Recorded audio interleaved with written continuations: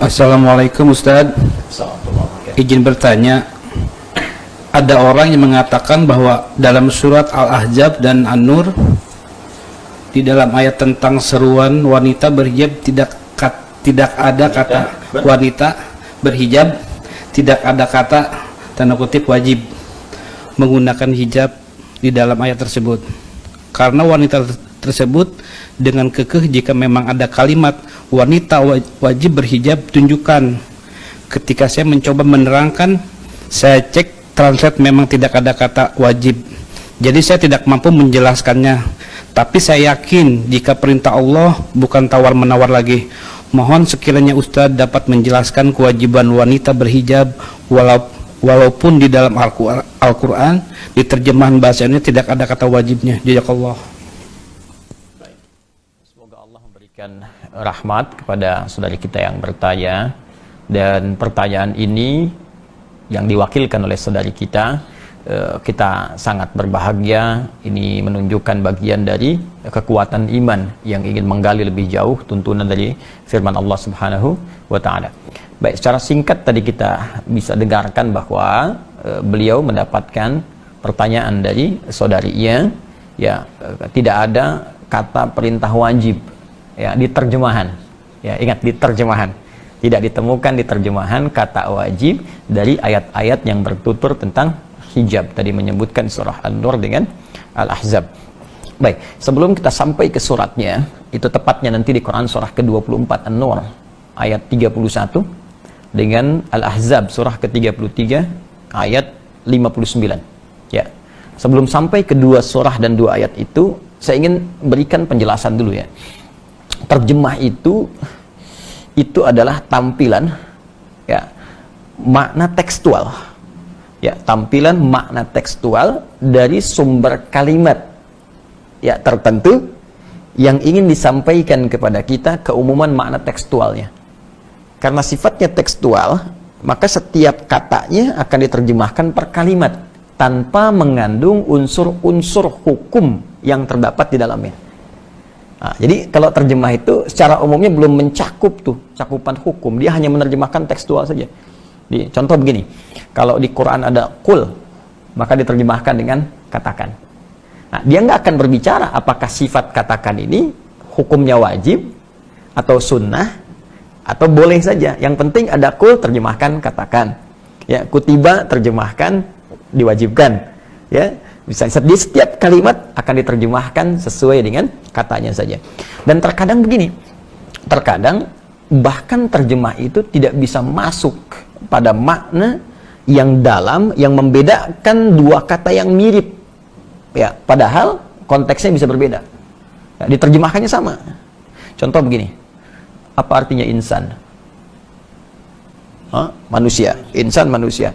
Apa artinya ins? Ya, ma'syaral jinni wal ins, manusia juga. Apa artinya nas? Qul a'udzu birabbin nas, manusia juga.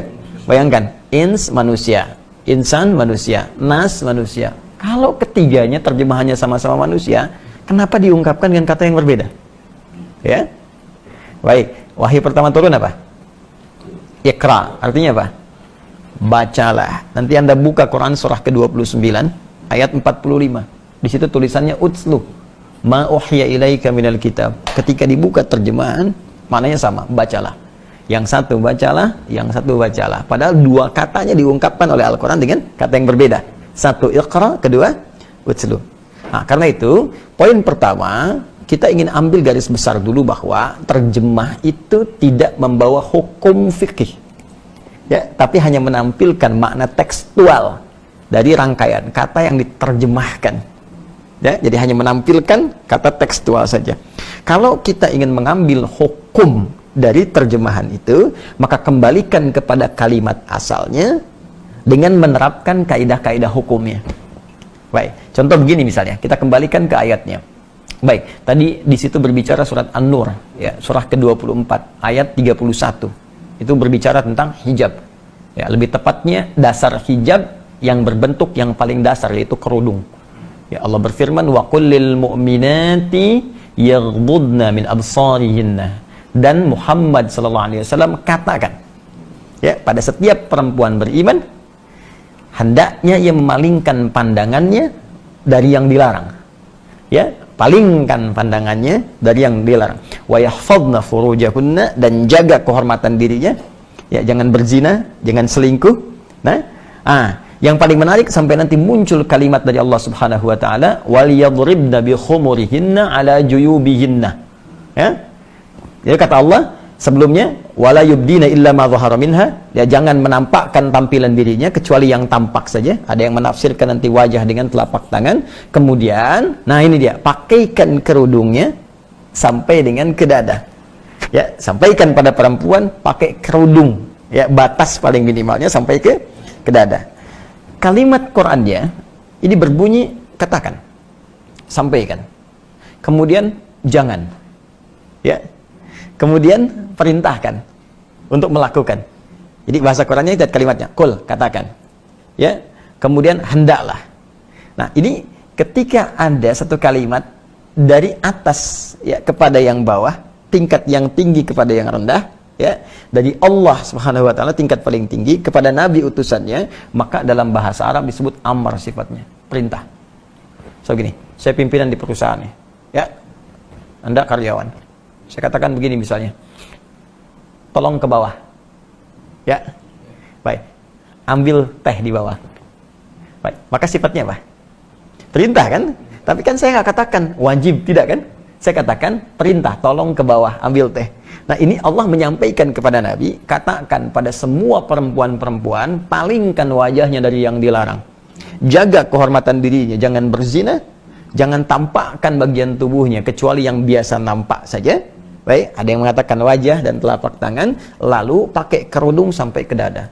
Baik, karena kalimatnya sifatnya perintah, walaupun tidak mengandung kata langsung wajib di situ, maka dikembalikan kepada dasar fikih. Dasar fikih itu produk pembentuk hukum. Ya, jadi kalau Al-Quran sumber hukum, kalau menjadi sebuah ketentuan hukum namanya fikih. Fikih punya dasar, namanya qawaid fikih.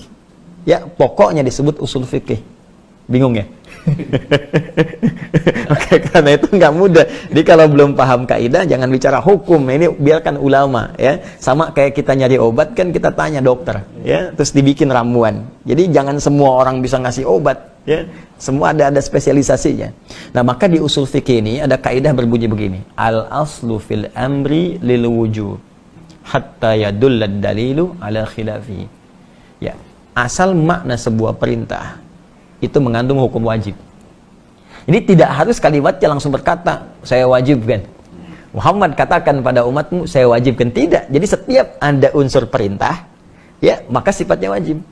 Setiap ada unsur larangan, jangan. Ya, jangan itu kan perintah untuk meninggalkan, disebut larangan. Perintah mengerjakan, perintah meninggalkan. Perintah meninggalkan disebut nahyun, larangan. Perintah mengerjakan disebut amrun, lakukan. Ya, maka sepanjang ada kalimat dari Allah, kerjakan, lakukan, itu sifatnya perintah. Maka dalam kaidah dasar fikih, dasar hukum Islam, jika ada nada perintah, maka sifatnya wajib. Kecuali ada keterangan lain yang menjadikan kewajiban itu turun tingkat hukumnya menjadi sunnah atau mubah, standar. Nah, contoh, poligami. Kenapa ketawa? Kenapa ketawa? Misal Quran surah keempat An-Nisa tentang poligami ayat 3, ya. Wa in khiftum alla tuqsitu fil yatama fankihu ma taba lakum minan nisa mathna wa thulatha wa ruba'. Ya. Jika engkau khawatir, ya, tidak mampu berlaku adil pada anak-anak yatim ini ketika engkau ingin menikahinya, ya, dalam hal perawatannya, maka perintah sifatnya nikahi, kata Allah. Silakan nikahi. Ya, untuk bisa membantu merawat mereka, kamu boleh nikahi. Bisa 2, 3, atau 4. Ya, 2, 3, atau 4. Kalau dibaca sampai sini saja, jadi perintah. Maka wajib tuh. Artinya kalau yang nggak poligami, dosa. Ya kan? Nah, tapi kita teruskan ayatnya. Fa in khiftum alla ta'dilu fawahidatan. Ya. Tapi kalau Anda malah nanti nggak bisa berlaku adil dengan berpoligami itu, ya tidak ada memenuhi kualifikasinya, syaratnya tak terpenuhi, bahkan nanti berpeluang menjadikan suasana rumah tangga tidak muncul sakinah, nggak ada mawaddah, nggak ada rahmah, cukup satu aja. Ya, satu aja samara susah, terus pengen dua gitu kan. Kata Quran tuh begitu. Nah, jadi jangan sampai diartikan nanti hukum poligami wajib, karena ada keterangan lain yang menjadikan tadi kalimat perintah turun. Ya, bisa menjadi sunnah, mubah, atau bahkan turun nanti geser ke kiri, makruh. Ya, kalau dikerjakan jadi buruk misalnya, atau muncul suasana yang dilarang oleh Allah Subhanahu wa taala. Jadi, pertama, kita bisa simpulkan bahwa kalimat wajib ya di dalam ayat Quran surah ke-24 An-Nur ayat ke-31 itu ditemukan dari bentuk katanya. Ya, dalam bahasa Al-Quran, yaitu sigat kalau dalam bahasa Arab, dari unsur bentuk katanya yang berupa perintah. Sedangkan perintah diartikan sebagai wajib. Jelas sampai sini? Nah, itu baru kerudung. Ini yang paling pokok dasar. Jadi bagi perempuan itu sekecil-kecilnya berkerudung. Nah, ya, jadi kalau sekecil-kecilnya berkerudung, batasnya sampai dada. Ya, cuma kan gini, di zaman Nabi itu dulu belum ada mukena seperti kita sekarang. Ya, kain boleh jadi terbatas. Jadi kalau muncul perintah sholat misalnya, ya, atau misalnya ini ketiup angin sedikit ini bisa terbuka dan sebagainya, kan? Nah, ini karena itu dalam hal tertentu muncul kejadian ada sebagian perempuan malam-malam mau ke toilet diganggu oleh preman-preman di awal masa Islam. Di preman sudah ada dulu. Nah, cuman pada taubat. Jadi kalau sekarang masih ada preman telat gitu ya, telat. Nah, jadi diganggu. Nah, saat diganggu dilaporkan pada Nabi, esoknya turunlah Quran surah ke-33 Al-Ahzab ayat 59. Ya, Allah berfirman, ya ayyuhan nabi qul li azwajika ya wa banatika wa nisa'il mu'minin yudnina 'alaihinna min jalabibihinna. Ya, wahai Nabi SAW, katakan, perintahkan. Nah, qul, katakan, perintahkan. Ya, kepada istri-istrimu, anak perempuanmu dan perempuan beriman dimanapun. Imannya dipertaruhkan. Dipertaruhkan. Apa yang dikatakan di sini? Mulai sekarang rendahkan, ya, jilbabmu, kerudungmu itu rendahkan jilbabnya. Jadi menutup lebih bawah lagi. Ya, asa an yu'rafna fala yudzain. Dengan demikian dikenali, nanti kamu nggak diganggu lagi. Jadi ayat ini ingin menegaskan kerudung yang dipakai itu sebagai identitas bagi seorang muslimah. Yang kedua, penanda kekuatan iman, kan? Yang ketiga, kalau sudah mengenakan begitu, maka muslim-muslim, pria-pria mesti peduli. Kalau diganggu, mesti dilindungi. Ini sebetulnya jilbab itu Allahu Akbar, sayang Allah. Jadi bukti cinta Allah kepada perempuan beriman, itu diturunkan jilbab. Asalnya supaya nggak diganggu gitu. Jadi saking sayangnya Allah pada setiap perempuan beriman, jangan diganggu perempuan beriman. Ya, dari mana kita tahunya ya Allah dia beriman? Lihat, berjilbab gak? Ini identitas pertamanya. Di sepanjang Anda menemukan yang berjilbab diganggu, bantu mereka. Ya, kesulitan, bantu mereka. Itu asalnya. Jadi ketika diturunkan itu untuk meringankan perempuan, bukan untuk menyulitkan. Ya. Yang kedua, pertanda iman. Ya. Jadi yang ketiga, ini memudahkan dalam syariat. Jadi kalau dilonggarkan itu, longgar, nanti kalau di Arab kan nggak ada mukena tuh. Jadi dia bisa langsung dipakai untuk sholat sekaligus langsung. Ya. Nah, seperti ini. Jadi serendah-rendahnya menggunakan kerudung. Ya, rendah itu bukan menunjukkan rendah, tidak, karena nanti ada beberapa aktivitas yang memang sulit dikerjakan dengan menggunakan jilbab panjang. Maka paling minimal sedada itu. Ya, paling minimal sedada. Ya, jadi rendahkan dikit gitu kan. Nah, kalau kita ingin santai perpanjang, tapi kan kalau ada yang maaf ya di pasar berjualan sayur macam-macam dan sebagainya, kesulitan misalnya dalam pergerakan yang mobile, maka setidaknya paling rendah dia sedada itu.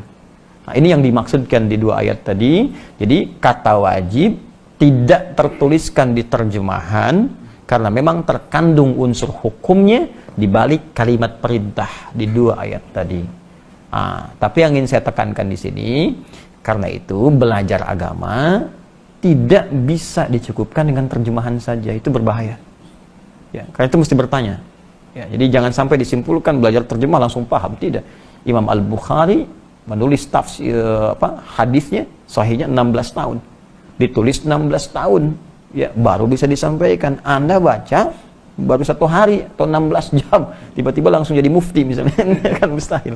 Ya. Jelas ya? Ya, saya kira jelas ya. Pemirsa dimanapun Anda berada. Jadi kesimpulan cepatnya, kata wajib bila pun tak terdapat secara tekstual di terjemahan, bukan berarti hukumnya hilang kewajiban, tapi dilihat dari makna yang terkandung di dalamnya. Jika dia berbentuk perintah, maka menjadi wajib. Jika kewajiban itu diikat dengan syarat-syarat atau kondisi tertentu, maka hukumnya bisa merubah sesuai dengan kadar perintah yang dimaksudkan. Wallahu ta'ala a'lam bissawab.